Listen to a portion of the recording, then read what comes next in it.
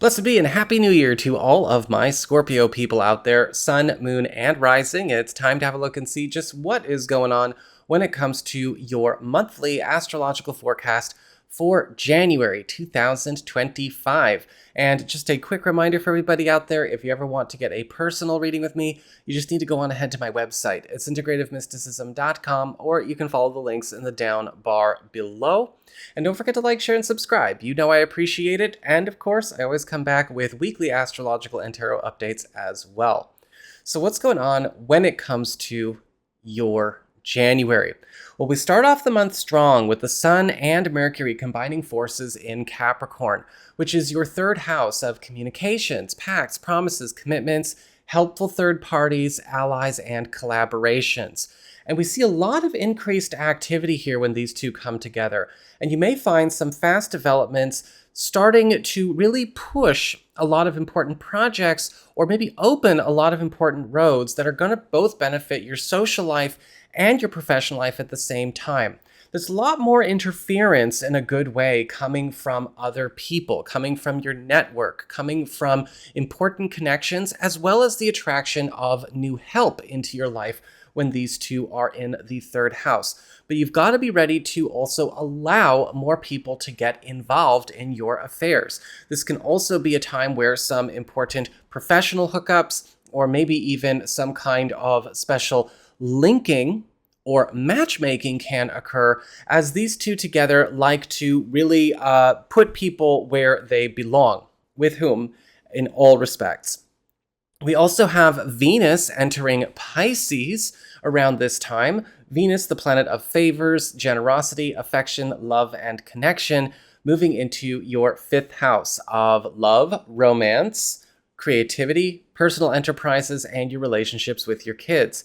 And so January is definitely going to be getting a bit of that sweet honeymoon feel for the Scorpio people. With Venus in the fifth house, this is where she thrives. This is a time for a lot more play, but also a time where a lot of you may be noticing that the romantic vibe is starting to put you in a lot of really special places to actually indulge some special fantasies, both yours and a partner's, or even attract a new potential significant other into your life. This is also a time where you may be noticing that your personal path or your personal projects are starting to also be sweetened up a little bit by newfound attention. And this is also going to be a month where a lot of new love languages or expressions of love are going to be coming into your personal life. And it will be a bit of a learning curve, but it will also be quite spicy. We also have Mars retrograde sliding back into Cancer this month. And so he's going to be bringing his influence to your ninth house of expansion, growth, big moves, travel opportunities, long distance connections, and any kind of big agreements or official matters in your life. Now, when we have Mars retrograde, as I've been saying to everybody, we have a bit of a double-edged sword kind of influence. Mars retrograde is good and problematic at the same time. We have subdued energy and lowered intensity with Mars retrograde, and that could be really good, especially if any of these areas of your life have been prone to conflict, or you've been hitting up against a lot of walls, competition, maybe even some intense or overzealous rivalries, debates, or maybe even just some red tape that's been keeping you locked in, trapped down, or elongating problem circumstances in your life around any of these areas. However, with Mars retrograde, taking all of the venom out of the cobra, it can actually make for a very cool change of pace. That being said, though, with Mars retrograde, there can also be a relaxation of conditions so intense that it could lull you into a bit of a sleep during this period. And we want to make sure that Mars retrograde, taking a lot of obstacles and roadblocks out of our way, works for us, and that we don't snooze it away. Mid-month, we've got a full moon here, also sextile to Uranus in Taurus. And this is calling in the culmination, the transition, or completion of some matter that has been holding up the works around a partnership concern. Now, this could be something that has been maybe locking things up or preventing growth or progress around a joint venture. This could be a romantic partnership goal or relationship plan, or something that's been standing in the way of having the relationship setup that you desire. This could also be something that is maybe locked up, stalled out, or slowed down, something that would have benefited a business partnership, or maybe built up a business partnership that you would like to see evolve. Whatever the case is, this is going to be breaking down or destroying some kind of block or lockup in your life and pushing a stalled situation forward between the 13th and the 27th of the month. The second half of the month, we've got the Sun and Mercury moving on into Aquarius, followed by a new moon there as well. This is your fourth house of home, family, your living situation, as well as home economy. And when we have all of this kind of activity in the fourth house, it's a time of new beginnings, fresh starts, and commitments.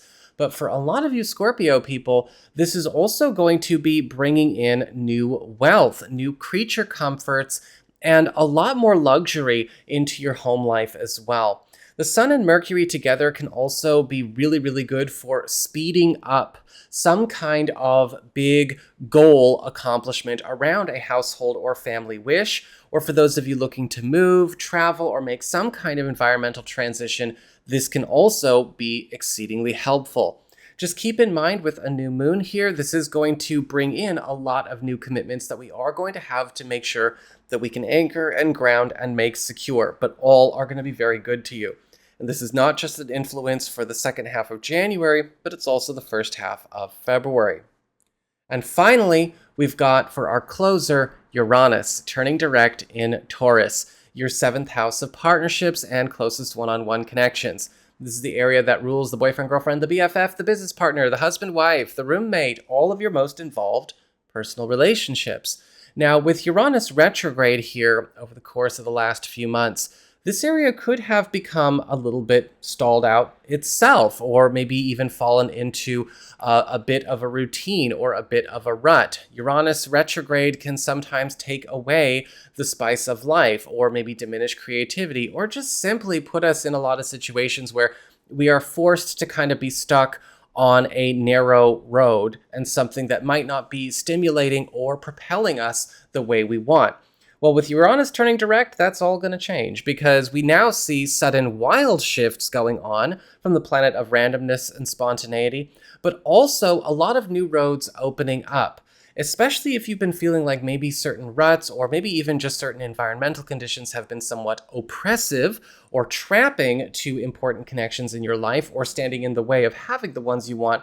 Uranus is really shaking things up in a good way. Just keep in mind, this could also present a bit of a shift in terms of the changing of a relationship direction, something that may be unfamiliar, but very welcome. So that is what I've got for you all. I hope you found this helpful. If you did, don't forget my name is Nico, Son of Selene, and should you ever wish to get a session with me, you can go on ahead to my website. It's integrativemysticism.com.